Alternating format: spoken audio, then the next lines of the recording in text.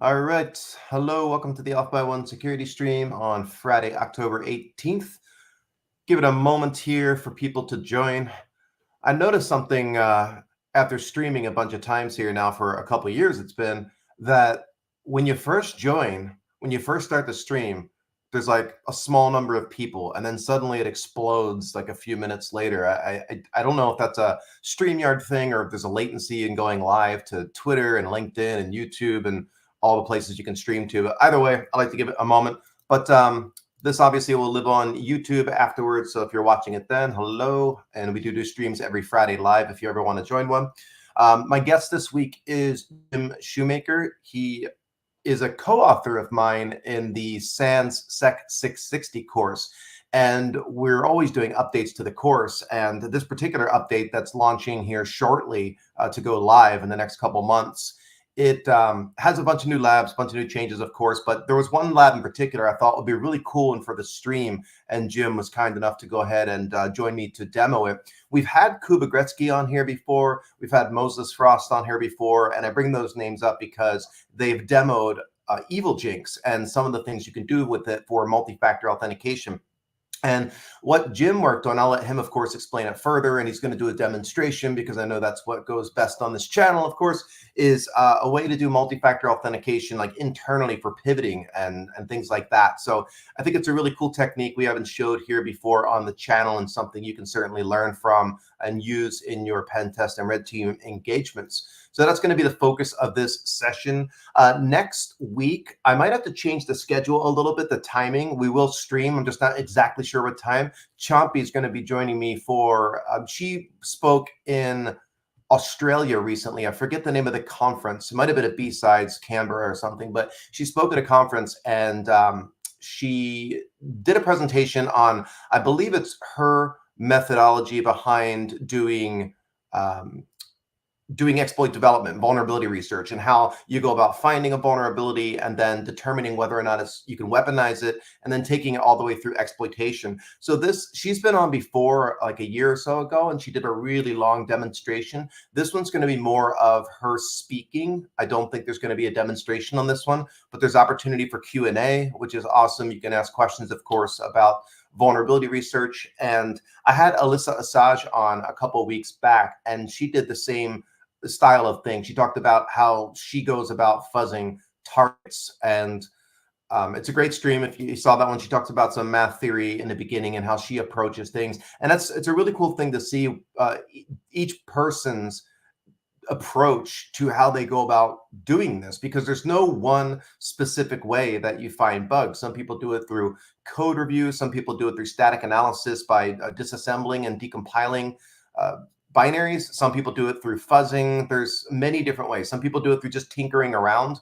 I know a couple people who somehow they've got this magical capability where anytime they go and start using tools to monitor system calls and do fault injection or clicking around and doing things in an unorthodox manner, they have great success. And I personally have not had success doing that, but some people, it's just wild. Are people who find authentication bypass on mobile devices. And I remember that one, it was a guy who he learned that if you do something with the SIM card on a Google phone, or an Android phone, I mean, and do some kind of a factory reset mode, you can actually bypass the pin that was set, put it back in, and get through that way. So there's so many different ways. So I think that's going to be a neat stream. But definitely, if you have some thoughtful questions for next week, go ahead and think those up. You can get them to me in advance via Discord on the Off by One Discord server. We'll post that link up soon if you're not currently a member and you want to join. I think we're close to about 2,000 members on there now, and it's a really friendly community. There's everyone from beginners all the way through to experts, and there's different channels, of course, focusing on the different topic areas. But that server's been running, I believe, I don't know, maybe 8 months or something now. I don't know exactly. I think I started it earlier this year, and we've only had to ban a couple people, and that's pretty impressive for a server that's open to everyone. And of course, we don't like to ban people, but when someone's in there being toxic and saying nasty things, that's what has to happen. But either way, we're up to a couple hundred people already. So let's just go ahead and get started here. And if you have questions for Jim, please do ask them just like we normally do it. We'll do a little bit of banter here in the beginning and Q&A, and then I'll hand it over to Jim to walk through demonstrating this lab and technique he's put together, and then we'll do some Q&A during and afterward as well, depending on time. But first of all, I've known Jim for as long as I can remember. He lives down in Los Angeles. I'm, of course, up in Northern California. He's got his own company called Blue Notch, doing vulnerability research and consulting in various areas. And Jim, I guess, why don't you give yourself a little bit of background or tell the folks about you? Yeah, thanks, Steve. Yeah, basically, a lot of my experience has been system administration, mostly driven out of university. Did a lot of that for satellite communications environments, worked up into management, decided I didn't want to be so much management. I missed having my hands on the keyboard, being more technical. So as part of, though, being in management, I did have to do a little forensics, had to find out who left porn printed out on the printer and stuff like that. And I enjoyed the mechanics of that, enjoyed the challenge, enjoyed getting paid to do InfoSec, basically. I didn't enjoy the HR aspect so much. That really wasn't what I wanted to waste my time with. So at that point, I started doing more forensics type projects for people I'd worked with previously. And it was a lot of fun. And over time, that kind of grew more into the situation to be more offensive. Like, okay, you found out who broke into the website. Can you come back and test it? We think we fixed it. And so that kind of grew into more of penetration testing type projects for us.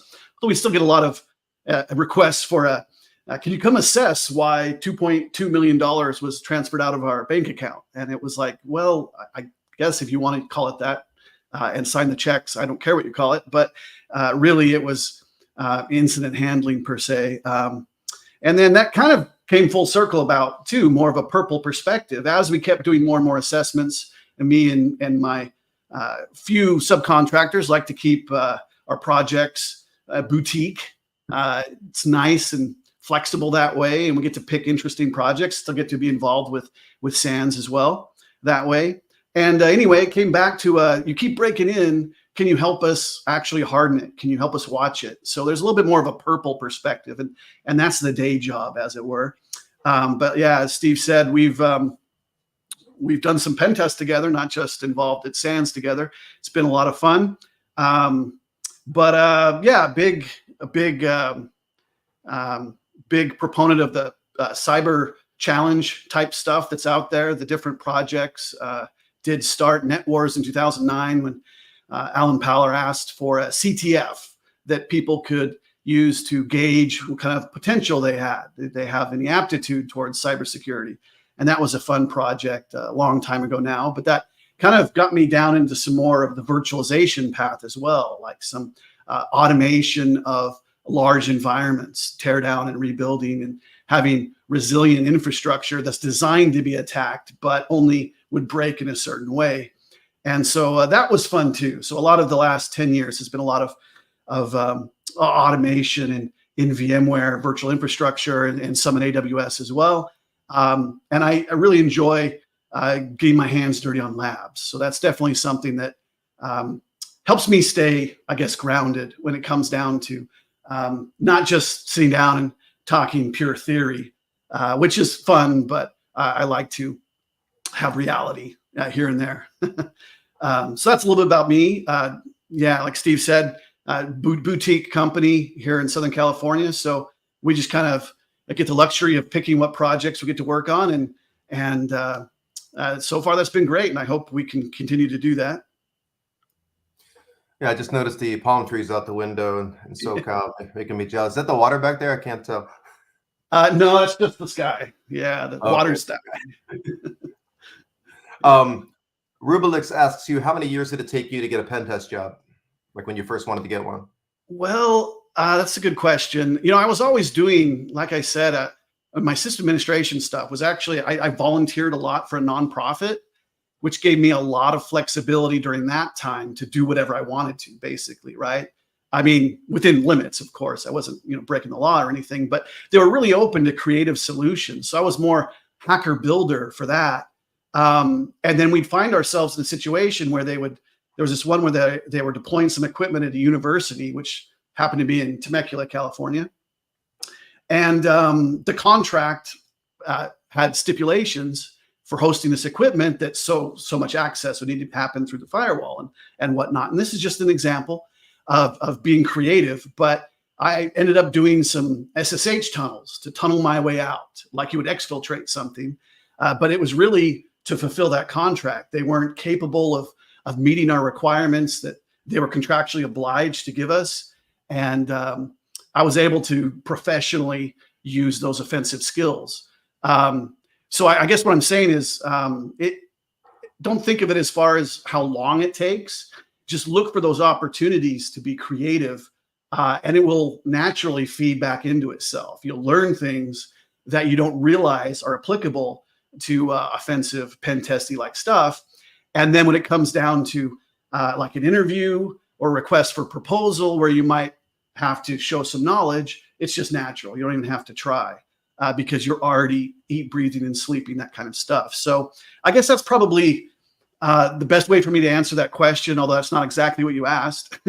But I've been really fortunate that I had those opportunities. We were getting in that nonprofit, a lot of equipment that was donated, and I'd have to, figure out what it did. And I remember back when I first actually volunteered for the same organization, just out of high school. And this is way back in the days. We didn't have Google yet, so it was I had to be very creative in just finding answers. So I just look for every opportunity to exercise those skills, I guess. And you don't have to worry about, building it up and having a resume bullet point that says, I had this job. You can say more solution oriented, which is what I look for when we're looking for subcontractors or other talent to hire. It is not just what they did for a duration, but what good did they do? I mean, what did they solve? And if you can put that like on a resume of, I did this was the task. That's just great for an interview question. A lot of discussion can center around that, lets you showcase your skills. Yeah, and I've done a session before where I talked about my background and kind of how I got to where I am. I'll just give one tip on my side is I was working in a position, I was like a network engineering architect lead, whatever the heck that means. And I really wanted to get more into security and penetration testing. And I was doing network security on the router and switch side, but I just started writing tools and doing research and giving it to the teams that I wanted to be on. So I found out what tools they were using, like IDA Pro and others. So I would write IDA Python scripts that I thought would be useful to them. And then I'd send them over and be like, hey, I wrote this. No idea if you guys have any use for it, but if you like it, feel free to use it. And I just kept doing that. And finally, they had an opening and the manager was like, let's not even open up a requisition. Let's get this guy over here on our team because clearly he wants to be here and he's going to offer a lot to the team. So I think that helps as well as, of course, doing capture the flags and getting a name out there for yourself, doing research and publishing it. And, don't be afraid to ask others to do peer review for your stuff. There's usually somebody who will help you out. Not everybody, but some people. And then do presentations based on your research. Start small, submit to like smaller B-sides events, and then, work your way up to things like DEF CON. Don't be afraid to, of course, send something to DEF CON early. The worst they can do is turn it down. But getting your name out there, more exposure. I personally, I don't love social media at all. I joined Twitter finally after years of not wanting to join. And, it's been a slow climb up, but just making sure that you're sharing useful information as opposed to just nonsense. I mean, it's fine to have a personal account that you want to use to talk about your hobbies and things like that. But of course, if you're trying to attract the attention of people in the community, they want you to tweet out things that are going to be more useful to them. All right. So the topic of the day, and I see your questions next level, the role of a SIM. I mean, when doing purple teaming a lot, and I'll let Jim explain this as well if he wants to, but when doing purple teaming and red teaming, a lot of times you're doing adversary emulation and you're testing your pipeline. We do a lot of instrumentation on the systems. So if you want to build a solid SOC and you want to obviously be able to detect adversary campaigns or blocklisted items that after a series of PowerShell commands that look suspicious, or typing things like who am I and ID and other commands that it's not typical for a normal user to type in. You don't want to alert, of course, after a single instance of one of those blocklisted commands. But if you see a series of them and within a certain amount of time, you want to detect that. So a lot of times you've got your SIM, which is doing data normalization after collecting all these different logs from all these different facilities. And one of the things I've seen work pretty well is you take like a representative system in the organization, you put instrumentation and monitoring on it, you define your rules and things you want to catch, and then you run something like Caldera on it or some other type of command and control type tool, and you say, I want to mimic APT29 or whatever it is. And then you check to make sure that those sensors running on that device are actually catching that stuff, getting it to the SIM. And then typically you set up like a SOC dashboard that's looking for obviously the type of behavior. I don't want to spend too much time on this period, but like that's kind of part of the reason you have a SIM is to collect all those logs from all those facilities, do data normalization, and try to identify indications of attacks. And a lot of that stuff's getting managed and outsourced now. So there's a lot of managed SOCs out there that are introducing like AI components into it, where it's constantly doing threat intel and it's taking in those logs, it's comparing it to what's going on currently and trying to make those decisions and then pushing out new Sigma, Yara, or other types of rules. I mean, it's a whole big area. But let's go ahead and I guess I'll ask you one question, Jim, that somebody sent in, and then just pass it over to you to start working through the demonstration that you want to do, because I know that's why folks love to join this stuff. And that is, someone sent in a question about YubiKeys and FIDO2 specification and whether or not you see that making headway. I saw Kuba Gretzky tweet out not too long ago saying he was happy to hear that someone demonstrated as part of a pen testing gig. I might be getting this wrong a little bit, but someone used evilginx in a pen test gig, showed that they were able to do multi-factor authentication bypass, and that caused the company to respond by going and implementing something like YubiKeys. So are you seeing a lot of that? Do you think they're very effective? Are there ways around that? Yeah, generally speaking, we're seeing more attempts at it, but not like holistically. Like we're seeing an adoption rollout where certain systems will get the attention as people try to do it. But it still boils down to the fact that people still need to do their jobs and people make mistakes. And if there's too much complexity in the way, the users will be doing something around that security. So like with what we'll be showing here in the MFA bypass coming up, it's not really a dig on the technology that we're breaking into, even though its implementation, we'll be looking at a webmin that's a Linux administrative console, basically lets you get a graphical remote access, very nice utility.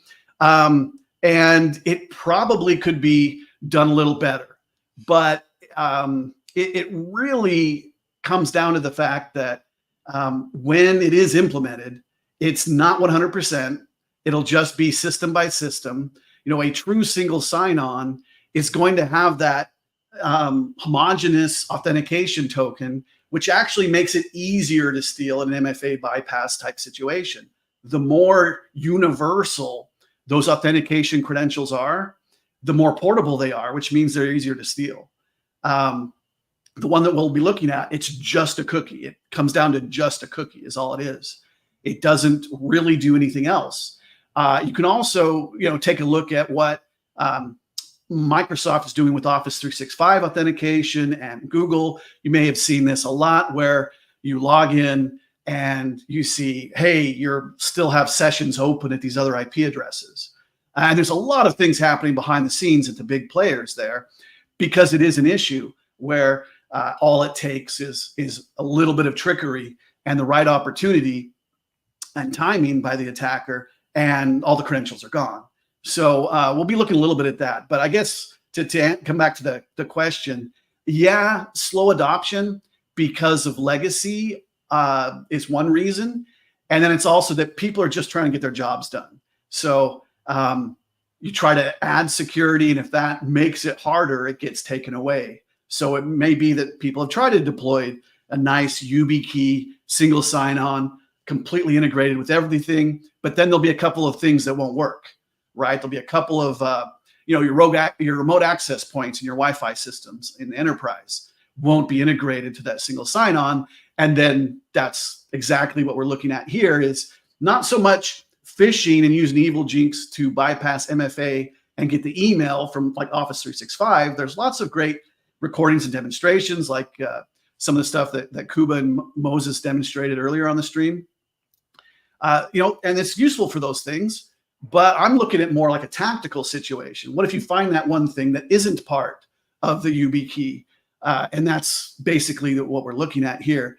But again, the answer to the question of am I seeing it? Not as much as I would hope. It's very slow adoption that people actually make improvements. Maybe that's part of just the projects I'm getting involved in. Again, being a boutique, it's just me and 4 subcontractors usually that I use, friends that we're able to do pen tests and other assessments together. So maybe it's just the nature of the projects we're doing. When we were doing more assessments of like the Franchise Tax Board here in California, which has been a few years since we did that project, very specific scoping to a specific application, and the authentication was actually integrated to multiple other systems. Actually made it really difficult to properly test the authentication because we were limited by scope, and this thing that affects all the other applications that were just off limits, we couldn't thoroughly test. So that also means that it isn't getting thoroughly tested. Not just that, okay, our one pen test didn't, look as good on the report. It's the fact that it's not getting the attention it needs from, legitimate pen testers, whereas, your typical adversary isn't going to be limited by that scope. So we're not in danger of it going away anytime soon. But like I was saying, that's why we are actually looking at this one. So if my screen's up. Yeah, I'll go ahead and get it shared up. Last thing I'll say on that is like you said, I mean, if Facebook and Gmail or some other sites support UB keys and you set it up with that, great. But there's going to be sites that don't support it still. And if someone's synchronizing their password and using their domain credentials for their bank or whatever else, I mean, it all goes away. But yeah, let me go ahead and share your screen up. There you go. All right. So you should be seeing a little got a Paint 98 in my iPad. I like to trying to get better at illustrating what I'm talking about. So I've got a kind of a bit of a network diagram, basically. And like Steve was saying, we're adding this to 660 because it's a good lateral movement post-exploitation. But it is also something that's still legitimate for, external classic phishing, right? But I wanted to kind of take basically a twist and show how it's useful for lateral movement. Was really the motivation behind this scenario. So what we've got is our attacker here a running slingshot, internal access. So from this perspective, it doesn't really matter how they got in. Maybe they did phish earlier, or they dropped a USB key in the parking lot, or it's a rogue employee just misbehaving. Or my current favorite is still the interviewee sitting down in the conference room, especially as a technical interview, asked to do certain things and provided some kind of access. But similar situations, the most recent one I was in that kind of mimicked this, we were able to unplug a vending machine in the student union building at a university during an assessment. And it was on the network so that the campus prepaid debit cards could do what they needed to do. So we're able to unplug the vending machine and just plug right in. So any kind of a insider access, this would be a valid. But basically our goal is we've got this victim, and this one's just a Windows 11 victim here. And what this guy is doing in our situation is he's using a special credentials that gives him administrative access of this other Ubuntu virtual machine. It happens to be outside of his network.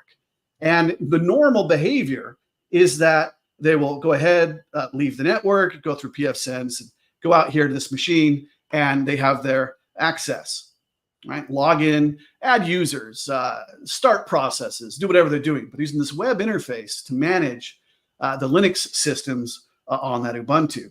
So the idea is, and several of the things we do in 660, of course, are a lot of in-the-middle attacks. So some ARP poisoning, and we could do something like that in this situation, especially if we wanted to try to irritate the victim enough that they try harder to get into the website. And so we've been doing this a little bit more, even in assessments that don't technically have social engineering as part of our goal. is we've been adding in a little bit more, keeping it real flavoring, I guess, is where we irritate the victim a little bit. You might want to consider it a partial denial of service. And then that way they're more likely to accept those warning dialogues that might show up later. So one of the first things you could do from this position as the attacker here at the slingshot is you could do ARP poisoning and just get in the way of DNS. And if you do that, again, the browser might be timing out for your victim. Weird things might happen. They're going to reboot. Maybe they call the help desk, but they know that there's issues. It just gives you a little bit of pretexting if you're talking from a social engineering perspective. And we're not really judging them, and that's not the finding in the pen test that they shouldn't be so irritated. It's more of just making sure that what we're trying to do mechanically, technically, is going to happen within the testing window. So we're not really writing them up and saying, hey, they were dumb. We're just saying that, right, with the right encouragement, this technical attack is pretty smooth. So we've got this internal foothold. And what we're going to do is, if we had a file server or we had phishing or we had something where we could deliver a URL, we'll go ahead and do a lookalike domain, kind of a classic phishing style attack. But again, more so, what we're going to do is trick that victim. Instead of going to the proper domain, which in this case is a 660, my handwriting's almost as bad as Steve's, XYZ. That's the legitimate one, 660. We're going to use a lookalike one. We've registered a 600 XYZ. And now the victim is going to, instead of going to the legitimate site, go here. evilginx is going to do all of the heavy lifting for us. evilginx can do all the heavy lifting for us. In this scenario, it's not doing everything it needs to or could do, but it will do the rewriting and redirecting, making an HTTPS connection to that and relaying all the content. The victim's going to continue to use, in this scenario, continue to use the administrative panel and not be aware that they've had their session cloned. And now the attacker also is able to come in and in parallel maliciously administer that box. So apologies for the handwriting there. I'm still practicing with my pen, but that's the general idea. Okay. So that, let's see if we can get, here we are. Here's our victim. Victim's using, it's Windows 11, using Chrome. Happened to be that the username and password for this scenario is deadlist and deadlist. And Chrome, of course, was modern Chrome telling us, hey, that's actually a password from a breach. Completely unrelated to the scenario, but I thought it was funny, so I left it in here. We're going to go just ignore that. Thanks, Google Chrome.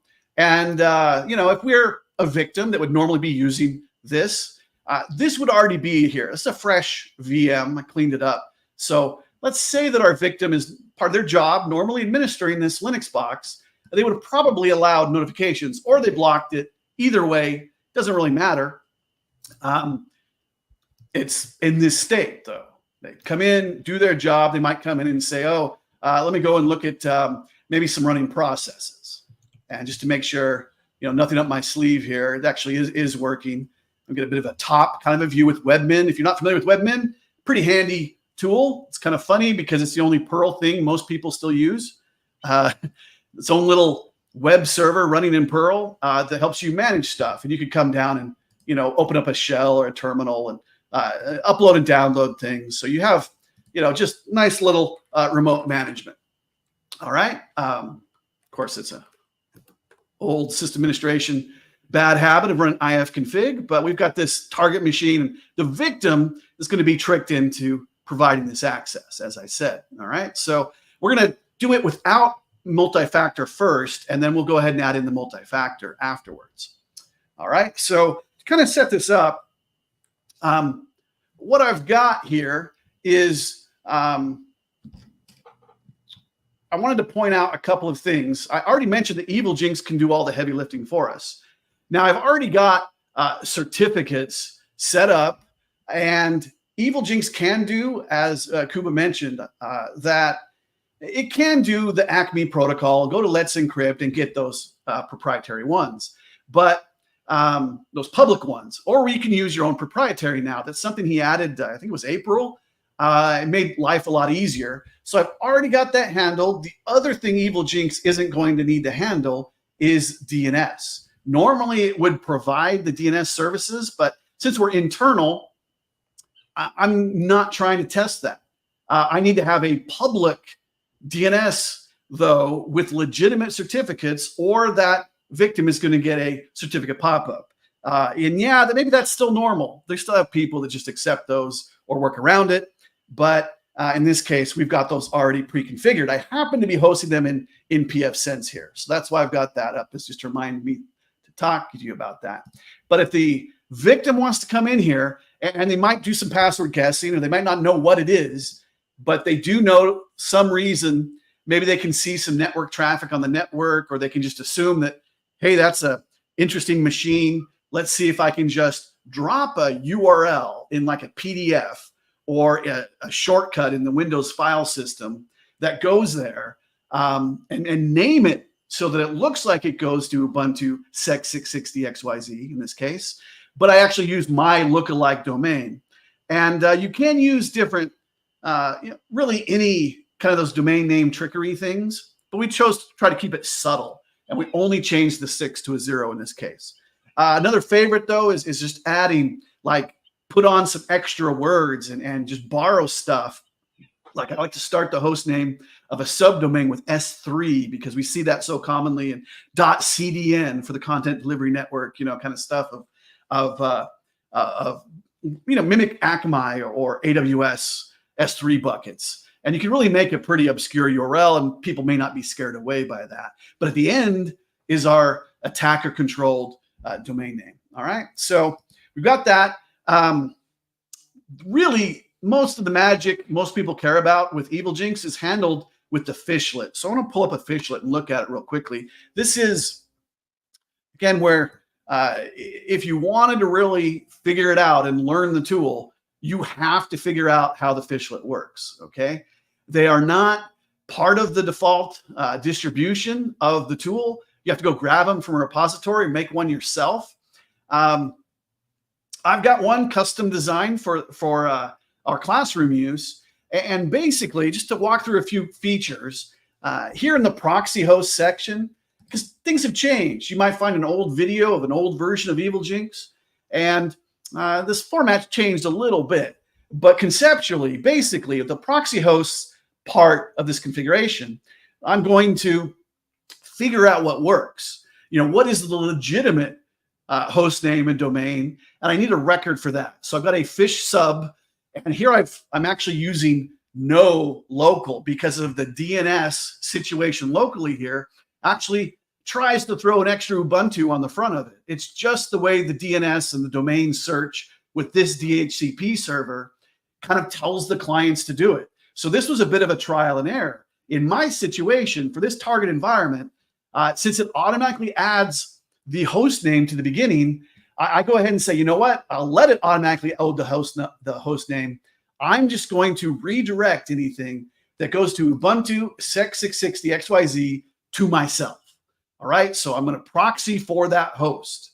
So if you were doing this with the old, like EngineX on your own, using that proxy to reverse, get in the middle and somehow and just rewrite things, this is the proxying portion, and the subfilters is the next part of the configuration. This is the rewriting. So you can see here that anything that comes up Ubuntu sec 660XYZ is going to rewrite the URL. And this is kind of confusing for people because they want to look at it literally. But you see, and I know this is one of those big ticket items that people get confused on because Kua mentions it in lots of his demonstrations in his class. But you have search, and you've got this variable in curly braces here called host names. But host name, this is specific to search, though. This is what host name are we searching for, and then we're replacing it with our malicious host name, even though it just says replace host name. It looks like it's the same variable, but it's context sensitive, okay? We're doing whatever we're matching from the proxy hosts, host name in the search clause, and the replace is whatever we're replacing as the malicious one, all right? And then you can list out the MIME types of the sorts of things you need to respond to. And we're going to rewrite any text HTML or JSONs or JavaScript or posting of a form with the XWW form URL encoded. This is often, though, something you'll have to do. You might want to use a burp proxy to try to interact and replicate the target environment. Or you could be in the middle with something like EtherCap and see what that traffic is. Of course, if it's HTTPS, you've also got to SSL strip it. It's just going to be a little harder to figure that out. But through trial and error, you can figure out what that needs to be. All right. So we've kind of done that. In this example, you could do something like this, where if the conditions of the subfilters met, it's going to replace the word sign in with the word login, a real subtle one that I can just use to test. And this one's actually not going to show up because it's only going for text HTML. I have to put in the actual MIME type of the XWW form URL encoded if I actually wanted that to work in this scenario. But I like to leave it because it's a good example of the syntax there. The other things I feel like it's important to point out, again, you don't know this until you've actually tried to make it work. There is an example YAML that is barely just shows you some syntax. It's not really a good, in my opinion, starting point. You have to just kind of drive yourself through that. You kind of have to just fight through it to figure out what this needs to be.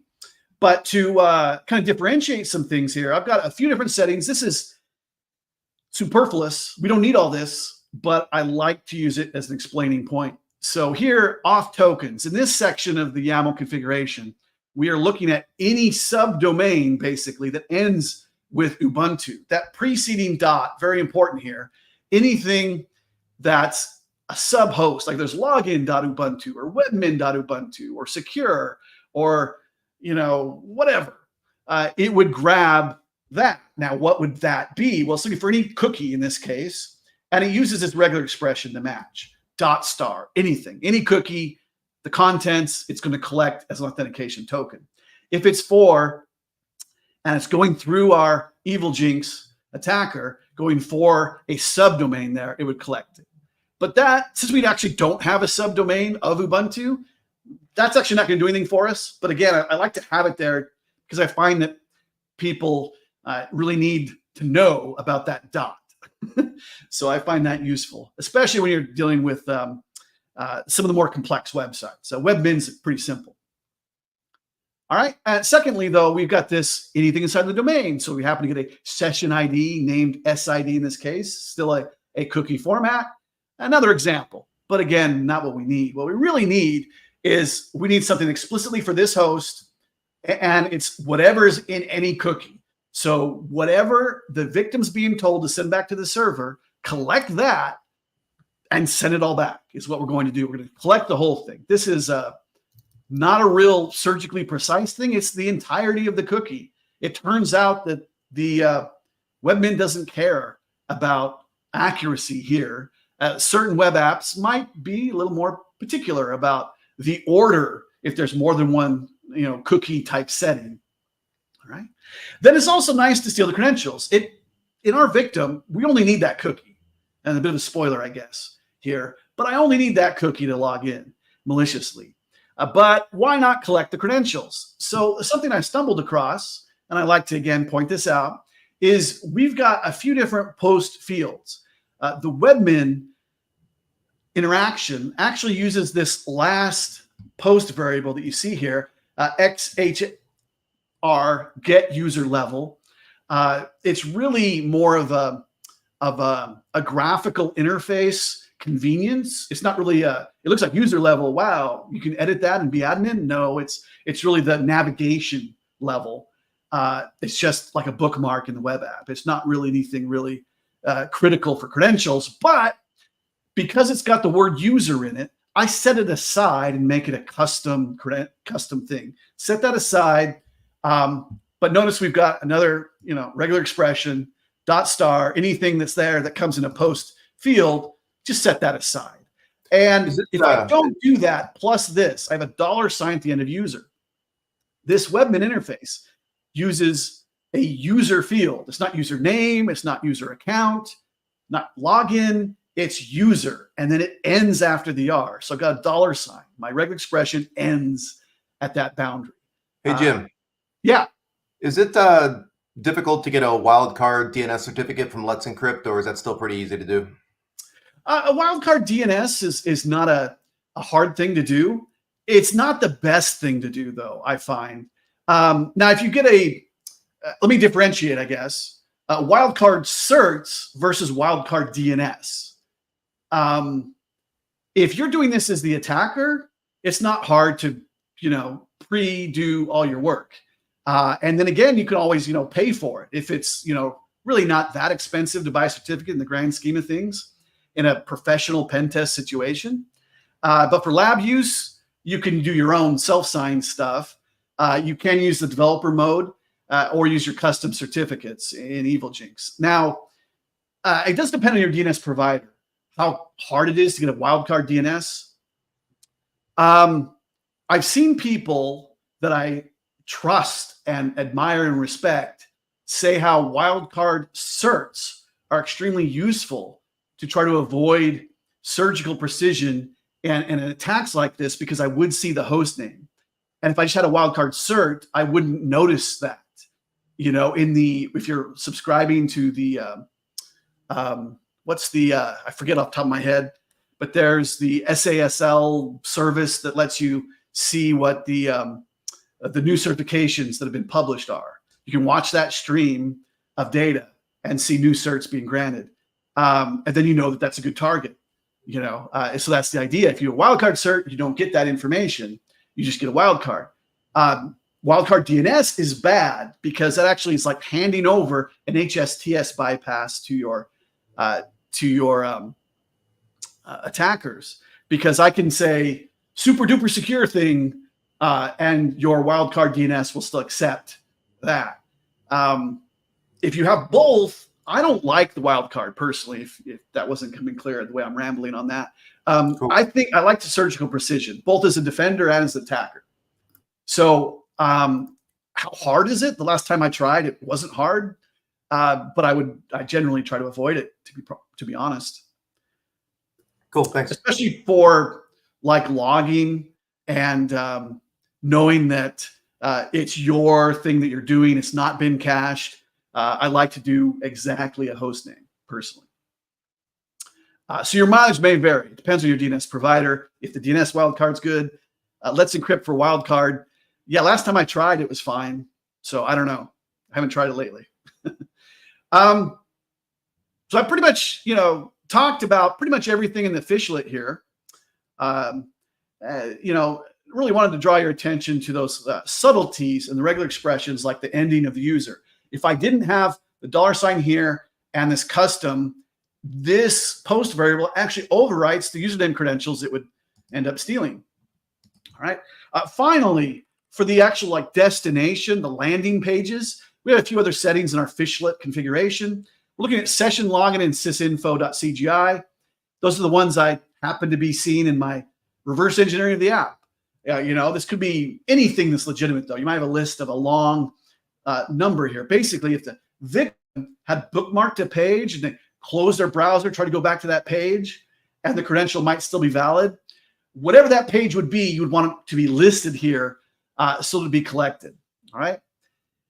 Finally, this login clause in the configuration is to say, okay, for collecting that session information, how do we collect that? What does that look like? So we're going to collect a username, a password. Again, those are user and pass in this application for this domain anytime it matches the session login. All right. So we steal with the auth URLs, but then we present it with the login. That's the way I like to phrase that. All right. So that's our configuration. And what we do is I've actually like to run evilginx inside of a Docker container. And I forget the person who I saw do it first. It was like Warhawk or something. Apologies if that's you and I got your nickname wrong. But if you just look for evilginx Docker on GitHub, you'll find it. There's been some other additions that Kuba's made to helps it better in Docker in this past month, actually, in the source. So you might be able to do it on your own. But I basically took what he did and changed it a little bit to get a Docker running. But what I end up doing is I have a directory on my host that I like to keep all that stuff in. So I have an opt evilginx directory, and then my Docker command is going to map these different volumes, a volume for the configuration and a volume for the fishlet. So I copy that fishlet we just looked at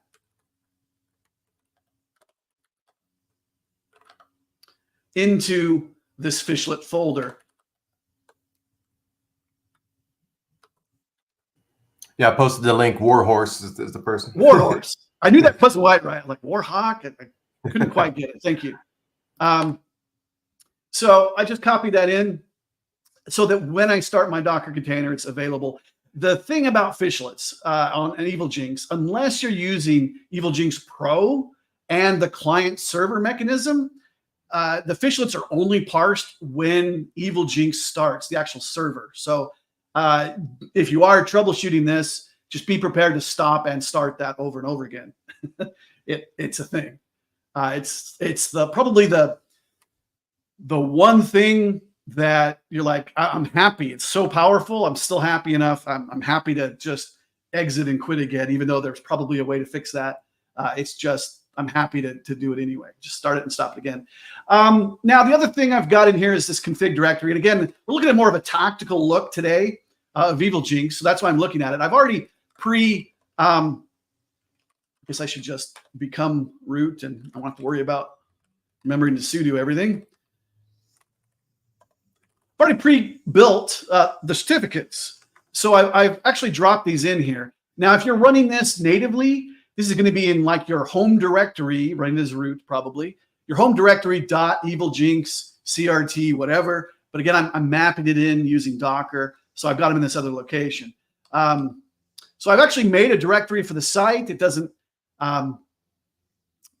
it's not exactly clear. This is a new feature Cuba added in April that you can do these custom certificates. So I went ahead and just dropped in these things in here. And I don't know if it was just me being dumb or not, but when I had the word site in these file names, it never worked for me. When I changed the name of the files, then it started working. I think there's like a regular expression somewhere in the Go code doing that. I started looking, then got distracted. So I'm not quite sure what it was. So I wanted to mention that too. I had malicious site in the file name, and that was killing me every time. So I don't know. Maybe I was dumb and it was actually fine all along. But in case that affects you, I'll just mention it. I'll admit that I didn't really dig it up. So I've copied those in here. evilginx is just going to find them and see them and use them. So it's going to be awesome that way. All right. So here's what I'm going to do to run that. It's important if you're forgetting about Docker, if you want your victim to get to it, you've got to have those ports available on your host.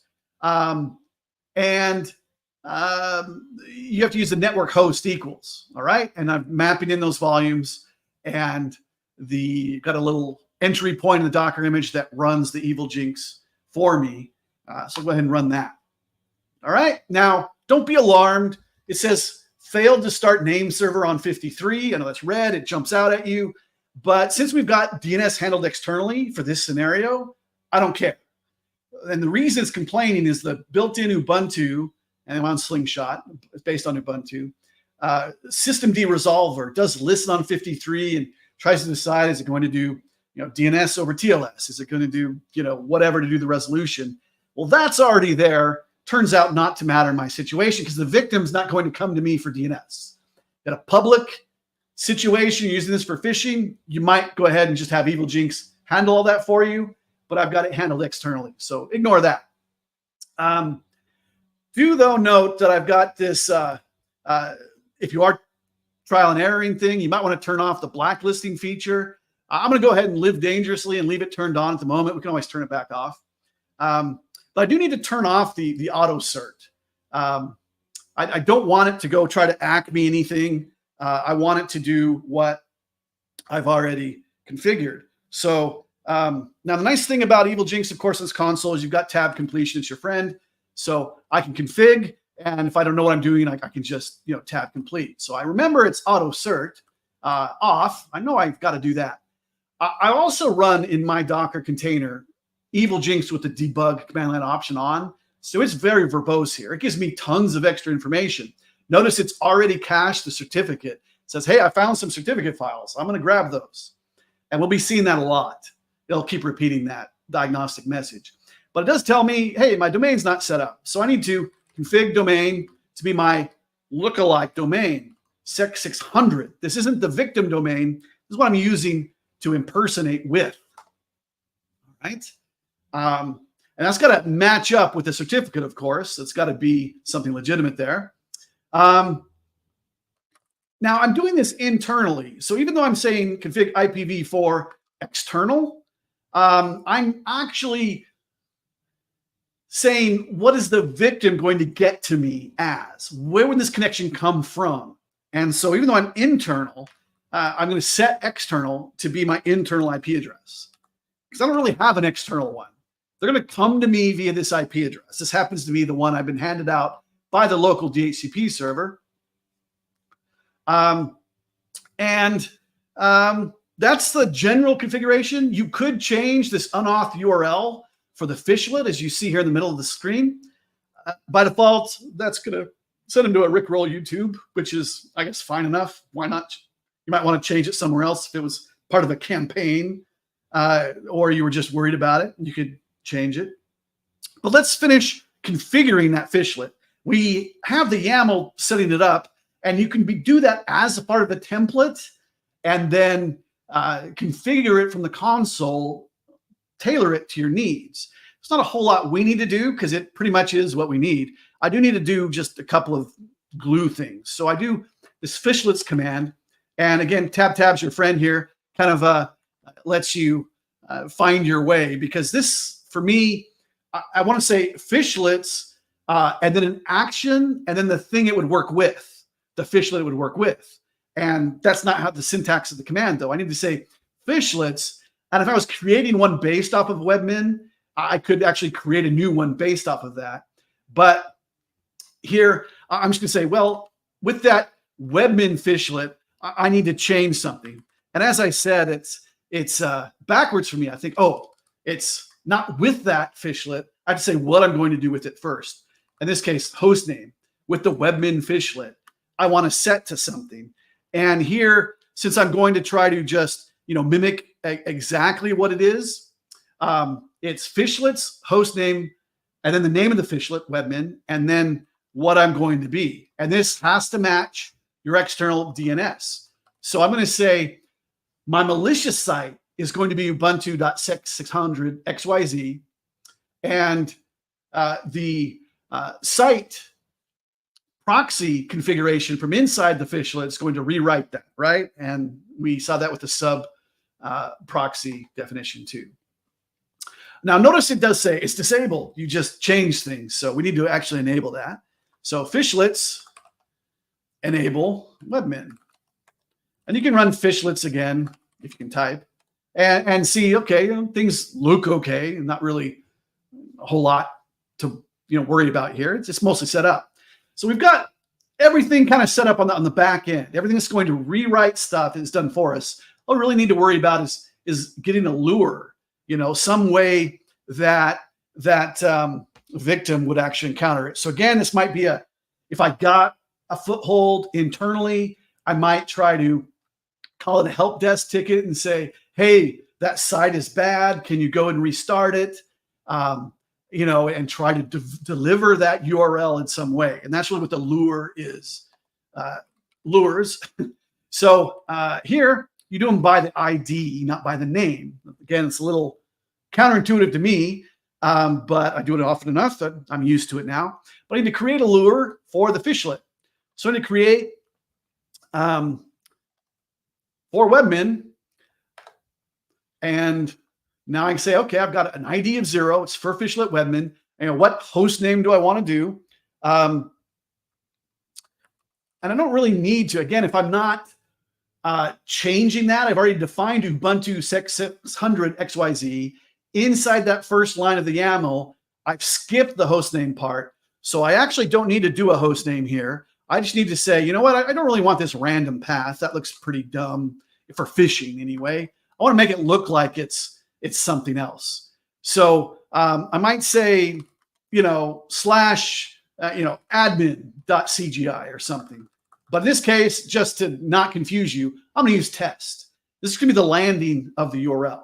So I can do lures just to see that, but it's lures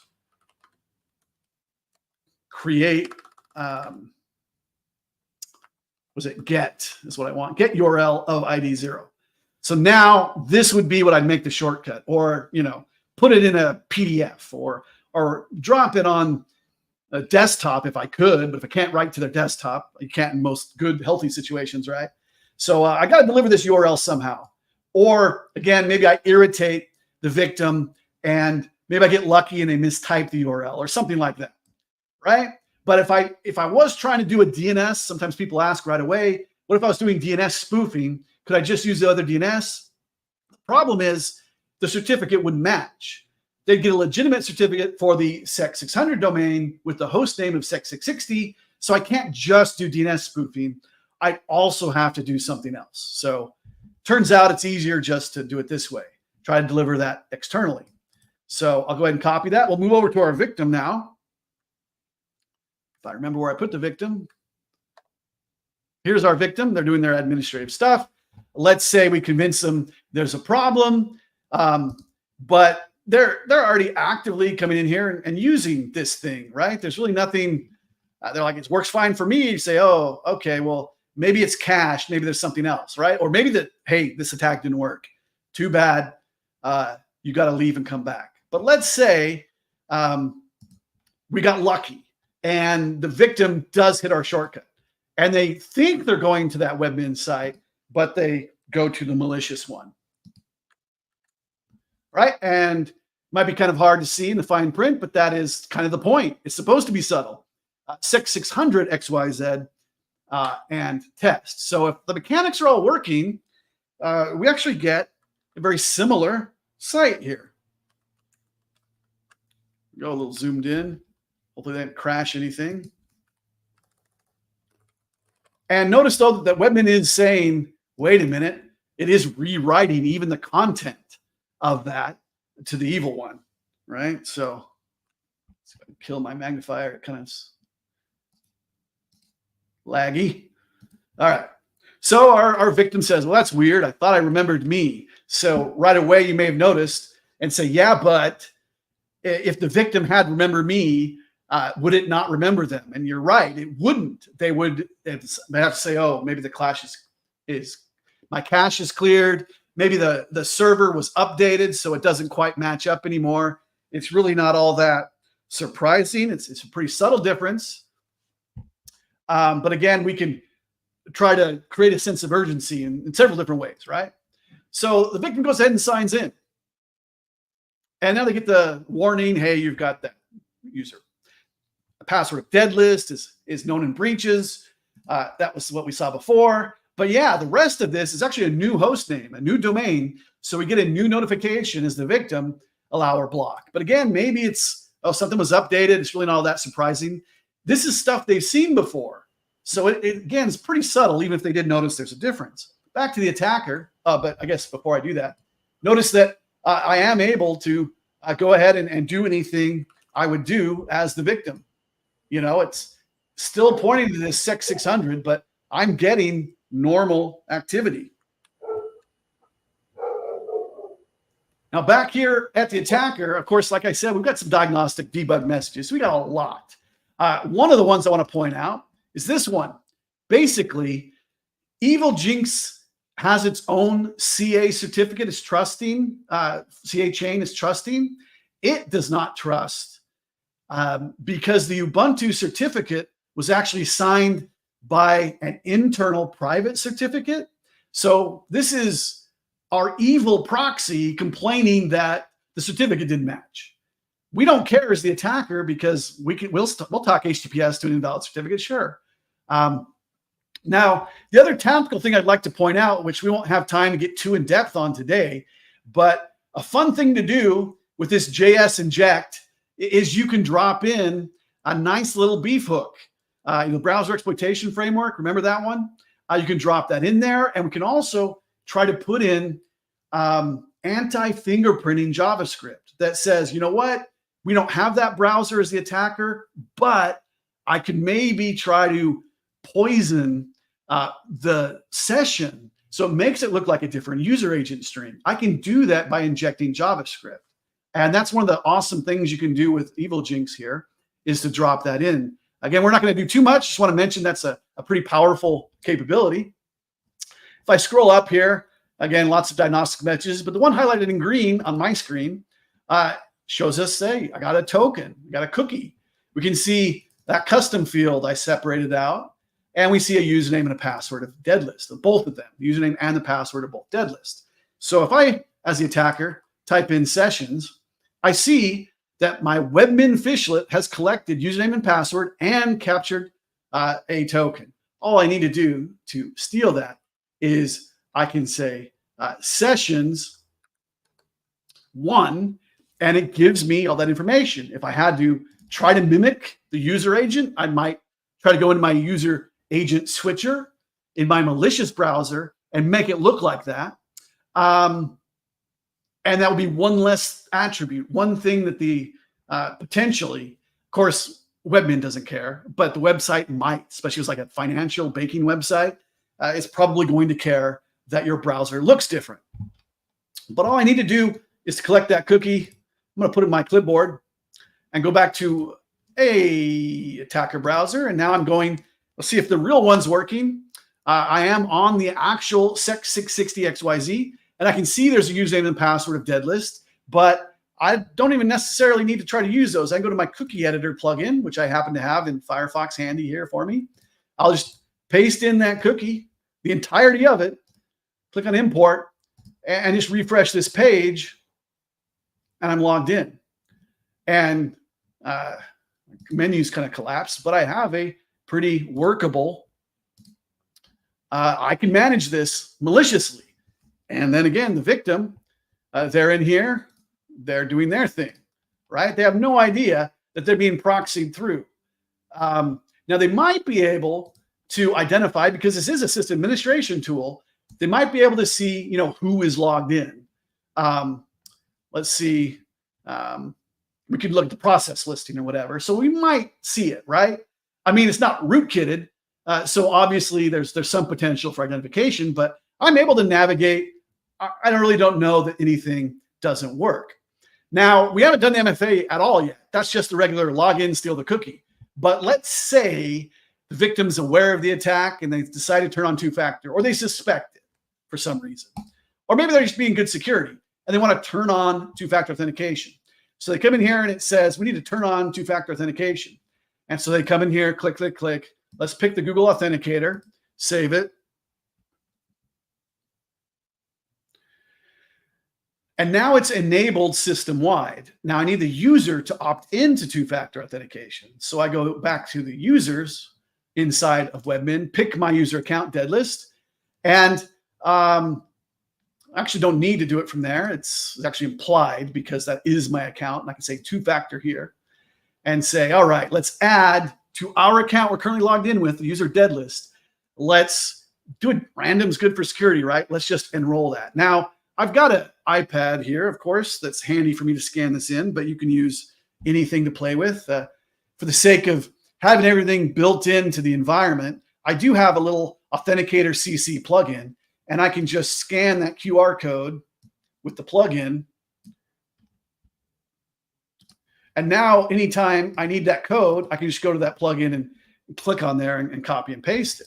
If I click on it and say, yeah, now it's allowed in my clipboard. So the victim now is used to using that. But again, just for the sake of completeness here, I'll go ahead and scan it with the iPad.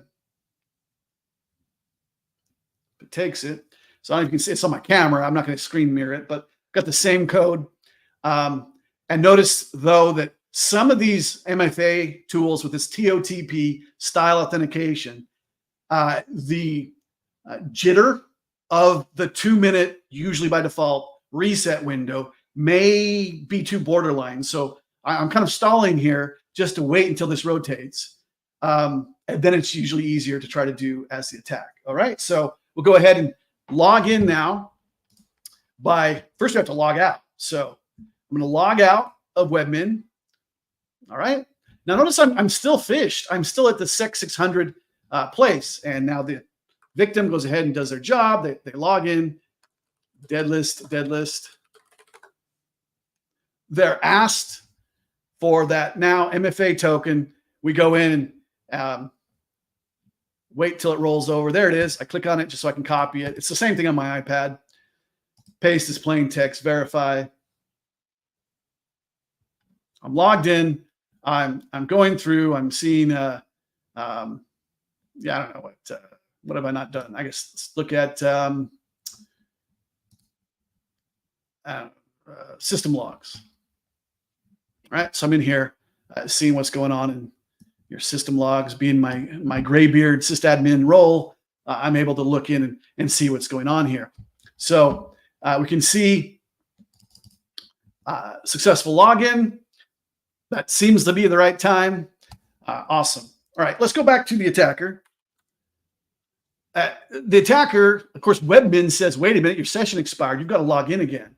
All right, because the victim forcibly logged out. He invalidated that session.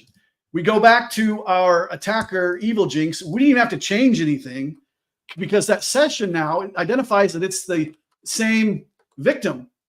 So we have it replaced that token with the new one. So let's go ahead and do sessions 1 again, copy paste it again.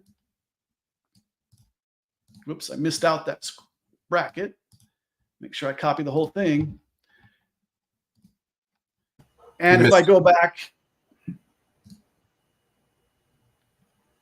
import, paste. I don't know if I have to clear this dialog or not. Let's. You missed that first bracket again in the copy. After all, even though I said it. Whoa, too many control arrows. All right, well, if that's the only thing that goes wrong, we're doing pretty well. All right, now I honestly don't remember if webmin's going to force me to do anything. Let me see if I can just go back to the base URL as the attacker. And yeah, I'm back in. It didn't matter, did it? Once you have authenticated session, it doesn't matter how many factors you have if this thing's not validating anything besides that. So I think really the lesson learned here is, although webmin's a powerful tool and it's not that weird as far as other applications, if MFA is just to get a session and it doesn't check any other fingerprinting of the target, it's I won't say it's a vulnerable, but it's weak validation of that client. All it checks is the cookie, and then we've got this. We didn't even need the username and password, right? We just collected those for, pivoting and lateral movement anyway. But now I can come in here, I can do an SSH tunnel and pivot through it. I can, do whatever I want because I'm the attacker and it's all good. So whether it's CAPTCHA, MFA bypass, one of those images,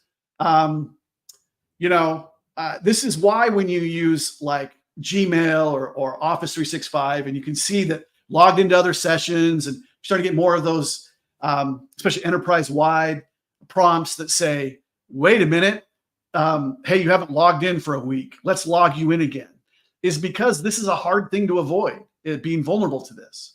You start adding in other things, DNS spoofing to kind of irritate the victim so that they go back to a bookmark, not to their browser tabs, make it not work, force them, entice them into getting into the situation. We have that.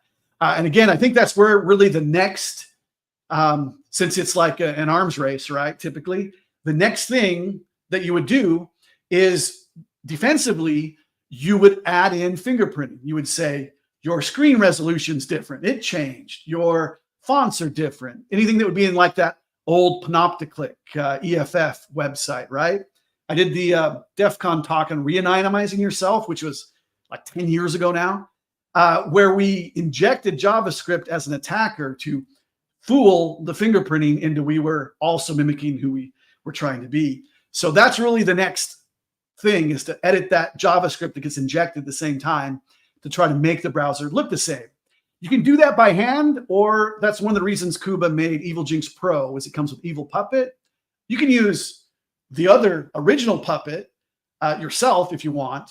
And there's other combinations of tools, of course.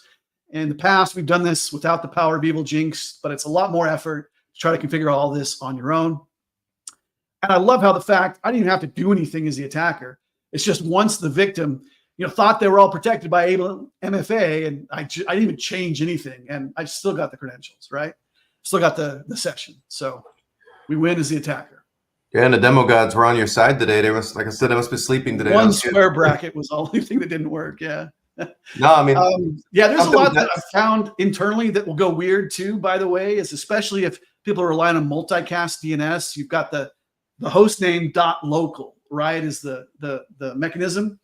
And Bonjour on Apple and the multicast DNS for non-Apple, they all behave pretty similarly. Although Windows also does it as in LLMNR also. So there might be a little complication there, but in some ways that's easier because the chances of certificate actually being working are less likely.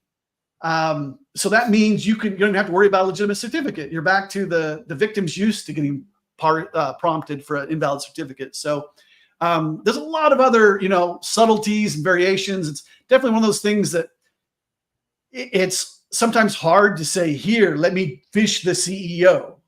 But if I say I'm phishing and I'm getting one of the admins to do this, or one of the developers to do this, or one of the receptionists to do this, a class of victims, internally, it's a lot easier.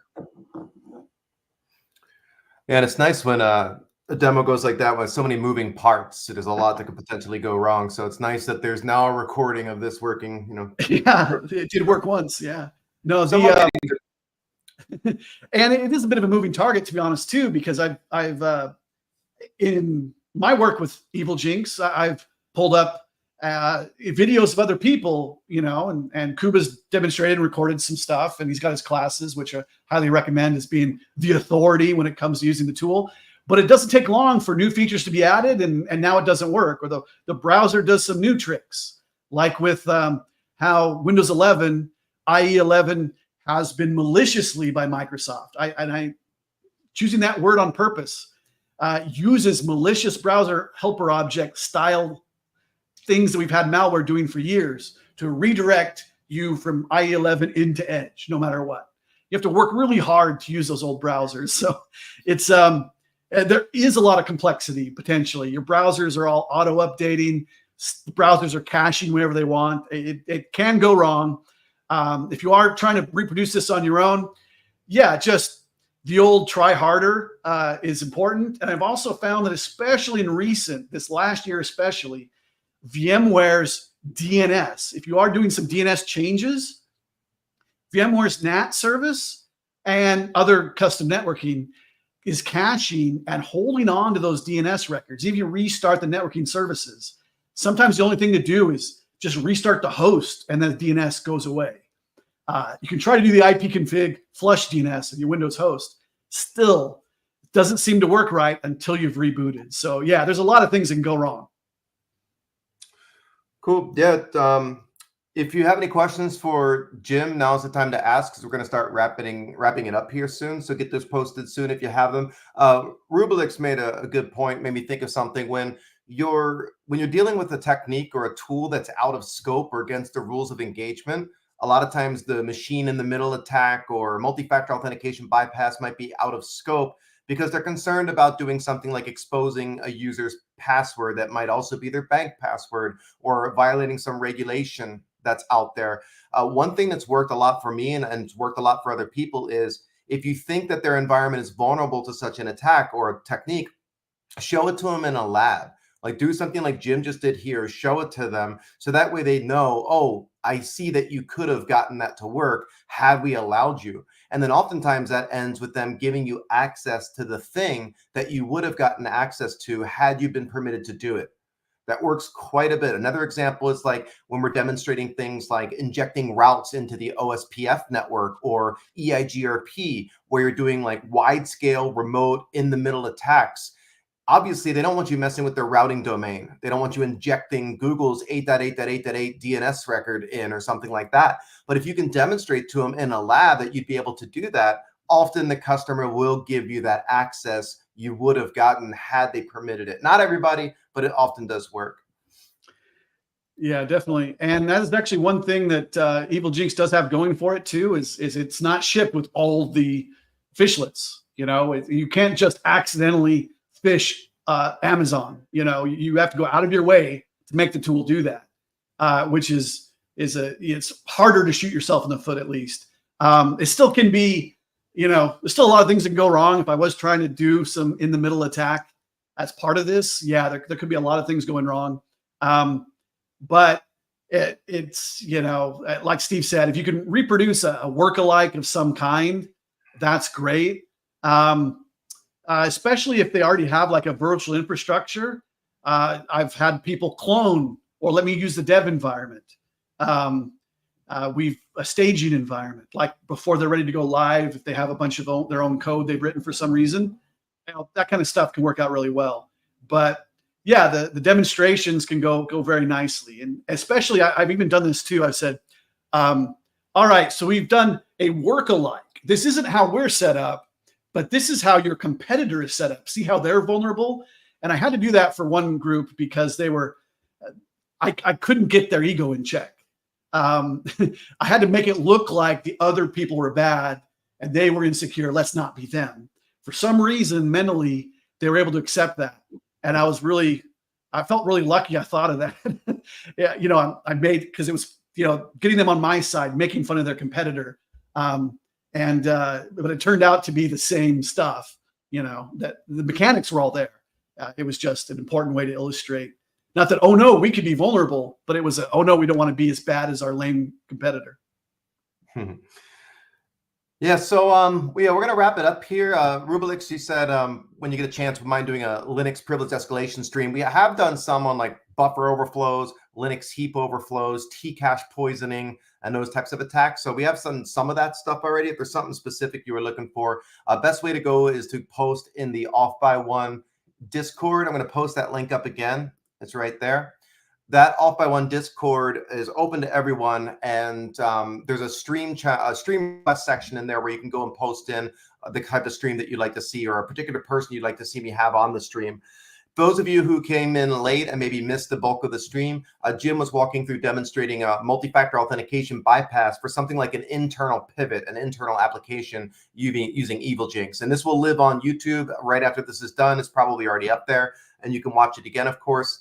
Next Friday, I think next Friday, it's definitely happening next week, Thursday, Friday, somewhere around there. I'm going to get the time sorted, but Chompy is going to be on to talk through her exploitation kind of process, how she discovers bugs, how she determines if you can weaponize them, and then through weaponization. It's going to be more of a interview / her just kind of lecturing and letting you ask questions, but that's going to be a great stream for anyone who's interested in that one. I've also got some streams coming up on things like people have been requesting again blockchain and smart contract hacks. So I've got a really talented individual named Hassan coming on who works at a company called Halborn.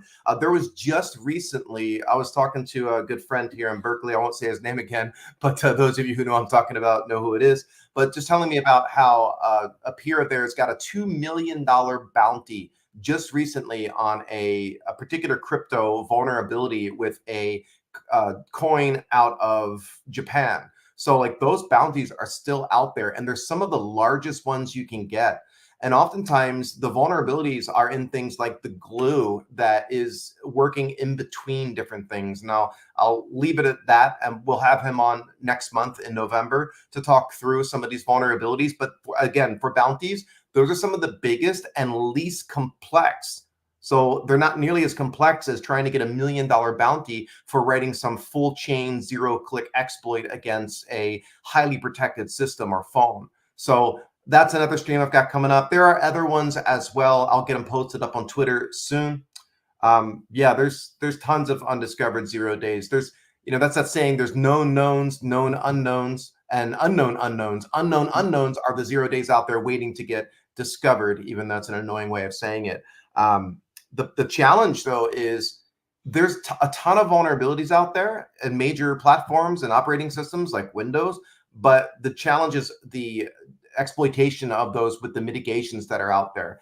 The mitigations are just really difficult, and you've heard me talk about that before. I did my DEF CON talk last month, or whenever that was, 2 months ago, specifically on that, the rise and fall of binary exploitation. Because of all these mitigations out there, it still is possible. The bounties go up, but it's very challenging.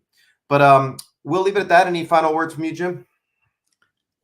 Can't think of anything. I just like to say thanks, Kuba, for making an awesome tool and making our lives easier. Thanks for having me on the stream. Yeah, thanks for joining us, Jim. That was really, really cool stuff. I'm glad it works so just kind of flawlessly. You're making it look a little too easy, though. But those fishlets can be a pain to build. I said that earlier. Yeah. Cool. All right. Well, everyone have a great weekend. I'll announce soon about next week's stream. Thanks to all the members who have joined the channel as a member to support. And we'll see you next time. Bye-bye. Bye, everybody.